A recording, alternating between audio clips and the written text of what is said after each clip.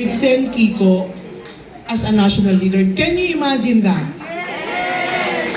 And so, really, sincerely, I truly hope that it is the kind of person that Senator Kiko Pangilinan is, that we will have put into office. Because we truly need him. And with the work that we're doing right now, and with the help of all of you, and our support from national government and from local government, what is impossible? Nothing is impossible. So, I'd like to introduce to you a friend, and I'm storming the heavens for a win for Senator Kiko. Please, let's give him a round of applause. Senator Kiko, I love you so much. Thank you so much for being present. Thank you. Salamat, May. Mabuti naman, medyo nalayo na ako dun sa lasagna at fish and chips. Lalo na tanghalian na. Kukurot na sana ako doon. Gandang tanghali po sa kanilang lahat. After all the speeches, it's very interesting to know, no, that as we speak, it's the highest incidence of self-rated poverty since 2020 September, during the lockdowns. SWS has said that. Also, the highest rating of poverty, self-rated poverty, last quarter since 2004. So it's really difficult time for our people. People are the highest level of hopelessness since 2009.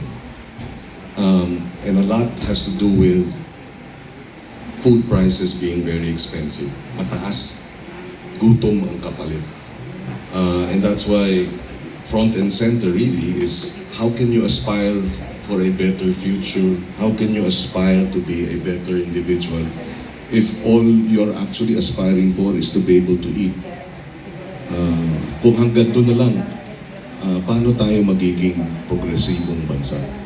And having been a farmer since, farmer CEO since 2012, I do understand to a certain degree what farmers have to go through. Maikling kwento lang, I met 3 rice farmers in 2021, Tatang Ned, Tatang Maming, and Tatang Feleng. Tatang Ned is 88 years old, now he's 91, he's still farming. Tatang Maming, 84 years old, and Tatang Feleng, 78. They're still farming, and they're very poor, baon sa utang. And when I asked them how many years have they been farming collectively, 183 years. They have been feeding our nation for 183 years. And what has the nation done in return? They remain invisible, they remain forgotten, they remain voiceless. And what kind of society will say that this is okay and acceptable? It really is about, food is really about food justice. Not just for the producers, also for the consumers, or not just for the consuming public of food who go hungry, but also the farmers and fisherfolk who produce them, who produce the food that we eat. Unless we secure them, we cannot secure our food. And prices will remain high. And food prices will remain inaccessible. Simple ang problema, pero masalimuot ang solusyon. And thank you for CAWA Pilipinas for doing your share in addressing the gaps in our food supply. Hindi biro. Nakakalungkot isipin na tinatapon ng kamatis sa Nueva Ecija habang ginugutom ang mga kababayan natin sa urban centers. We are implementing a number of interventions, and with the private sector participating, we can actually reach more. Yes, critical as an initiator ang gobyerno, but in the long run, the ones with the deepest pockets are actually the private sector.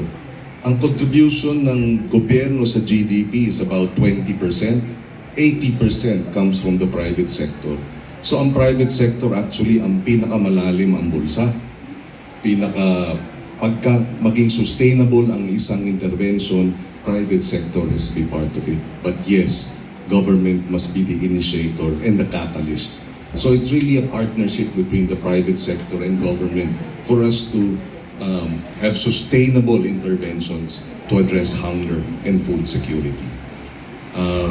So I welcome this opportunity. We're actually crafting, not crafting.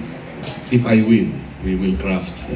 But we are already doing the research. Yung libreng almusal mula kindergarten hanggang grade 12. Dapat nangingibabaw itong prioridad na ito dahil nga may krisis sa edukasyon, ginugutom ang ating mga anak, stunting. 1/3 of our kids, our children are stunting, various degrees, and therefore yung libreng almusal mula kinder, daycare hanggang grade 12. At importante ang participation ng private sector also. Isa sa features nun is up to half of the food that will be served in the schools should come from local farmers and local fisher folk community, so that bumabalik din sa dagdag na kita at income sa tamang halaga, tamang presyo bibilhin ng gobyerno, hindi binabarat.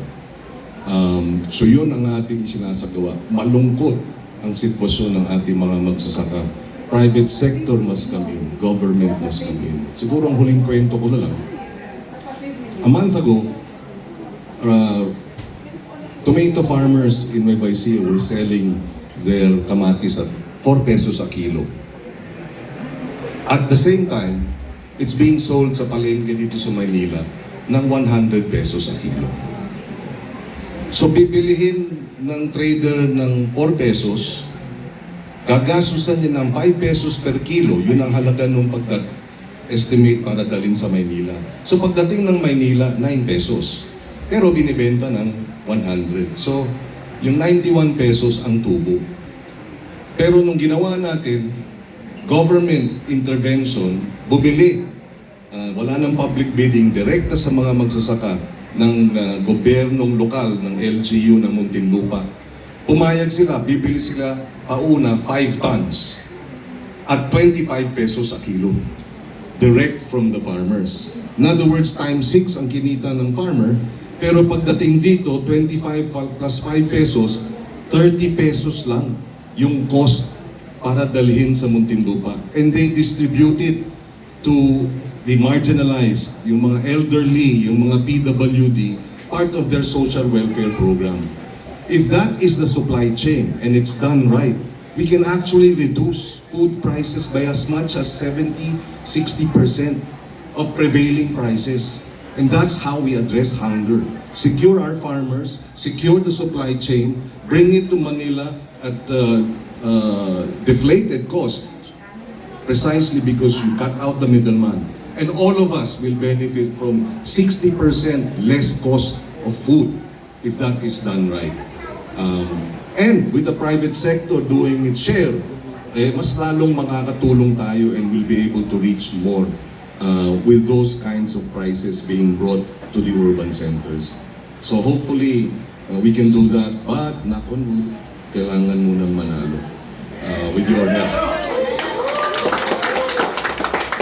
Siguro ang huli ko na lang, konting biro, pag maraming handa dahil mura na ang pagkain, maraming pwedeng isyaro. Kaya, pagka mura na ang pagkain, mas marami ang handa, mas maraming sharon. Kaya pag merong kiko, may sharon ka. Salamat po. Thank you very much. Okay, I'll just cut short this program kasi sayang dito si Sen Kiko.